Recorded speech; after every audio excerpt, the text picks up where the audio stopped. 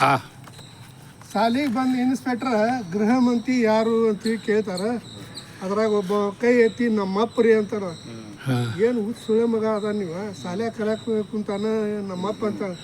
ಏನು ಮಾಡ್ತಾನೆ ನಿಮ್ಮಪ್ಪ ಅಂತ? ಏನು ದುಡಿದಿಲ್ಲ ಬಿಡುದಿಲ್ಲ ರೀ,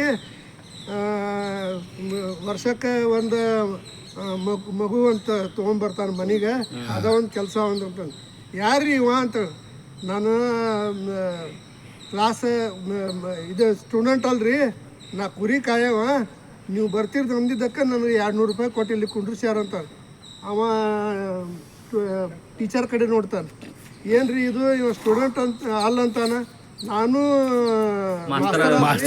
ನಾನು ಪೋಸ್ಟ್ ಮ್ಯಾನ್, ಅವ ರಜಕ ಅದಾನ, ನನಗೆ ಕುಂದ್ರಿಸಿ ಹೋಗ್ಯಾರ ಅಂತಾನೆ. ಏನಿದು ಸಾಲಿ ಏನು ಕೊಂಡಾಳ ಇದು ಅಂತಾನ.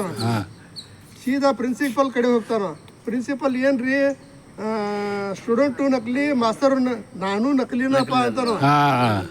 ಅವ ಪ್ರಿನ್ಸಿಪಲ್ ಏನದಾನ, ಅವ್ನ ಬಿಳಿ ಬಂದಿದ್ದ ಮಾರ್ಕೆಟ್ ಮಾಡಕ್ಕೆ APMCಗೆ ಹೋಗ್ಯಾನ, ನನಗೆ ಕುಂಡ್ರಿಸಿ ಹೋಗ್ಯಾರ. ಏನಿಲ್ಲ, ಈಗ ನಾ ಕ್ರಮ ತೊಗೋಬೇಕಾಗ್ತಿತ್ತು ಅಂತಾನ.